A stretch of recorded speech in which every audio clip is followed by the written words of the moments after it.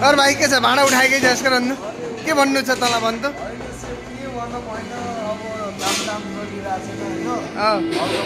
भाडा भयो पनि उठाउनु पर्यो नि त अच्छा ल नेक्स्ट नेक्स्ट ब्लगमा अनि हाम्रो सुरज भाइ के भन्नु छ तिमीले अब गाइस हामी अब क्लोज गर्ने टाइम भइसक्यो हामी क्लोज गर्दैछौँ अच्छा एकैछिन पछि जानेहरू म क्लोज गरेर अच्छा ओके बाइल त भनिदेऊ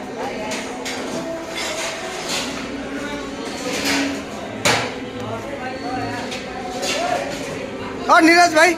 के भन्नु छ तँलाई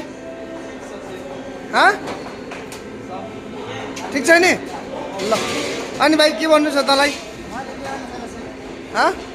अनि त तेरो खुट्टो कस्तो भइरहेको खै देखा त हो खै देखा त ओ माइला ल अनि हाम्रो रेला भाइलाई के भन्नु छ त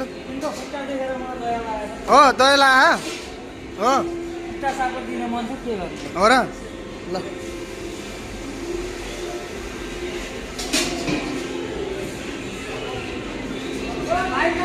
केही बोल्ने मन छ तपाईँलाई बोल्ने मन त धेरै छ के गर्नु इच्छा पुरा गर्न सक्नुहुन्न हो होइन गरमलाई नि भन्नु न पहिला तपाईँको के चाहिन्छ लाख रुपियाँ चाहियो पैसै चाहियो ल तपाईँलाई के चाहियो के भन्नु छ भन्नु त अर्को माइजू